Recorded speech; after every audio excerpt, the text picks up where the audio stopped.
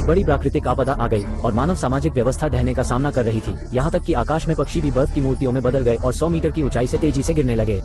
महिला बचने के लिए बदहवास होकर भागी, लेकिन तब तक बहुत देर हो चुकी थी।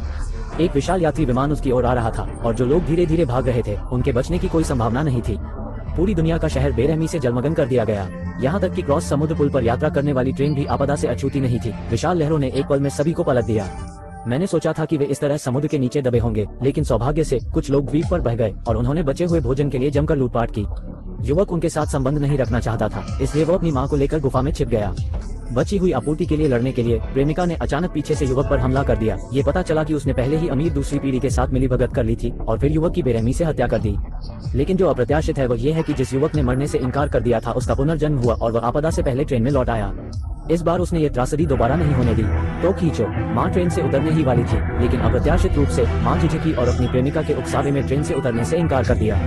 माँ, जब ट्रेन समुद्र पार पुल से गुजरेगी तो सुनामी आ जाएगी। आप किस तरह की सुनामी से उतरने को तैयार हैं? बच्चे, तुम यहाँ किस बारे में बात कर रहे हो? यह मेरे लिए घर न खरीदने का उसका बहाना है। अगर तुम मुझे पैसे दोगे तो मैं तुम्हें दे दूंगा, अगर तुम इसे फेंक दोगे तो याओ याओ क्या कर रहा है?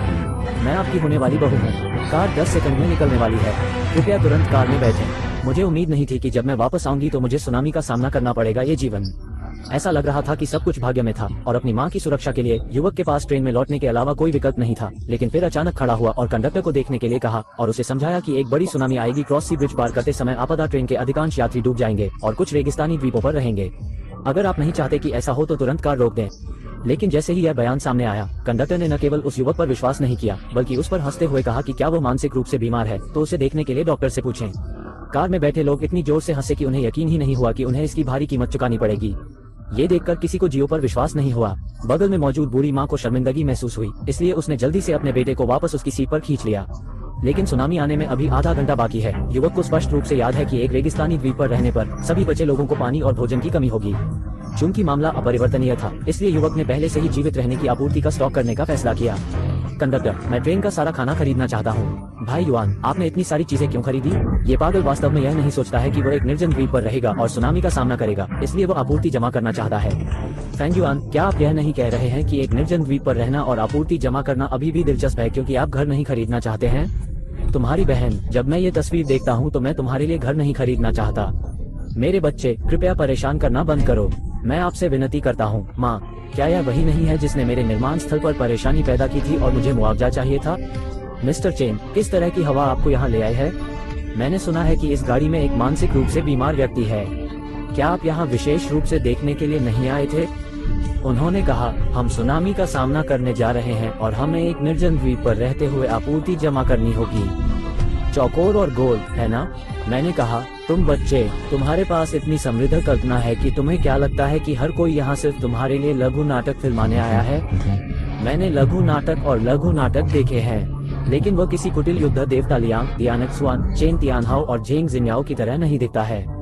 आप लोग पिछले जन्म में मुझे मारने के लिए एकजुट हुए थे। आप मेरे बकवास करने का इंतजार करेंगे। ट्रेन में सामान सिर्फ आपको कैसे बेचा जा सकता है? ऐसा लगता है कि आपको अब भी मुझ पर विश्वास नहीं है।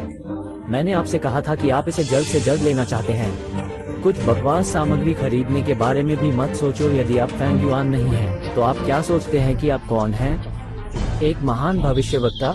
चलो बताओ, इस द्वीपीय देश में ज्वालामुखी कब फूटेगा?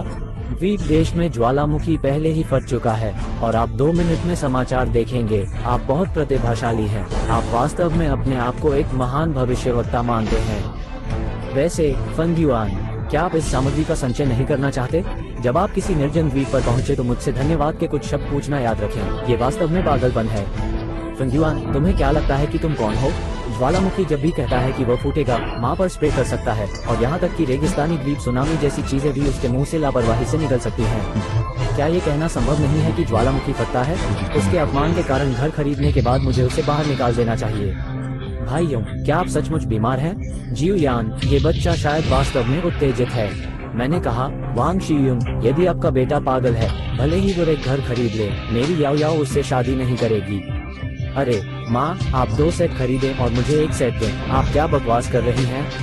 अगर मैं 10 सेट भी खरीद लूं, तो भी मैं उससे शादी नहीं करूंगी, लेकिन मैं तुम्हें पैसे का 1 पैसा भी वापस नहीं दूंगी। इस लड़के पर राक्षसों का कब्जा है और यह निश्चित रूप से आप सभी पर विपत्ति लाएगा।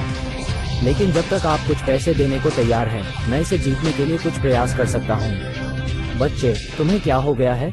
आप सचमुच बीमार तो नहीं हैं? आंटी, बेहतर होगा कि आप अपने बेटे का अच्छे से ख्याल रखें, नहीं तो ट्रेन कंडक्टर सचमुच उसे ले जाएगा। द्वीप राष्ट्र का ज्वालामुखी वास्तव में किससे फूटा?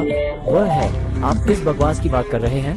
पिताजी, मैं बकवास नहीं कर रहा हूँ। 2 मिनट पहले द्वीप देश में 18 तीव्रता का भूकंप आया था। द्वीप देश में 90% लोग मारे गए थे या घायल हुए थे। इस दिन ज्वालामुखी विस्फोट भी हुआ था। वास्तव में ज्वालामुखी फट गया। इस कमीने ने वास्तव में यह सही भविष्यवाणी की है। क्या यूनी ने जो कहा वो 88% सच है? जियाउन एक विश्वसनीय बच्चा है, वो कभी झूठ नहीं बोलेगा। हम वास्तव में सुनामी का सामना नहीं करेंगे और एक निर्जन द्वीप पर नहीं रहेंगे। हाँ, यह एक गेंद होनी चाहिए और इस बच्चे को ये संयोगवश मिल गई होगी। यह सही है। इस राक्षस को तुम्हें धोखा देने आने से पहले ही खबर मिल गई होगी।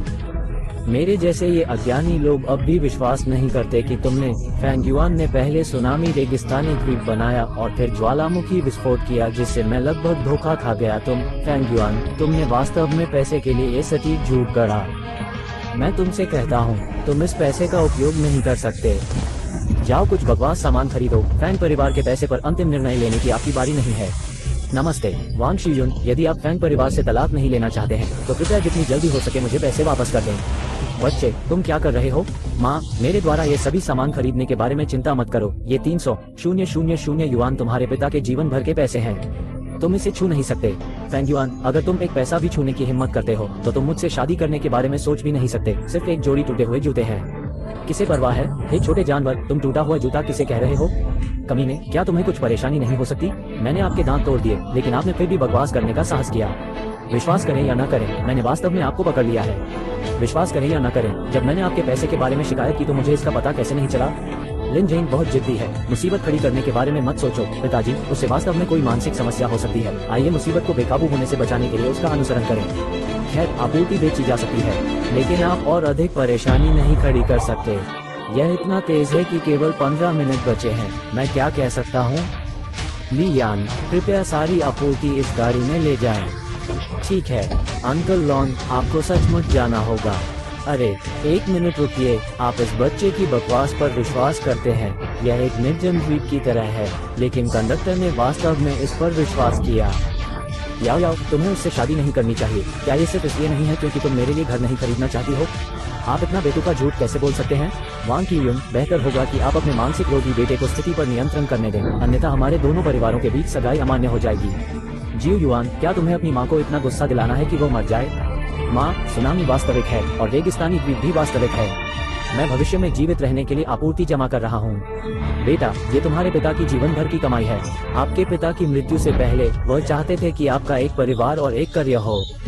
एक परिवार शुरू करने और व्यवसाय शुरू करने के बाद ऐसे मानसिक रूप से बीमार व्यक्ति से कौन शादी करेगा? प्रिय यात्रियों, ट्रेन क्रॉस सी ब्रिज में प्रवेश करने वाली है। ये सुनिश्चित करने के लिए कि आप सबसे उत्तम दृश्यों का आनंद ले सकें, मैं आपकी सुखद यात्रा की कामना करता हूँ। जाने में 3 मिनट बाकी हैं। हमने जियाउन का सामान पैक कर लिया था और जल्दी से अपना बैग अपनी पीठ पर रख लिया।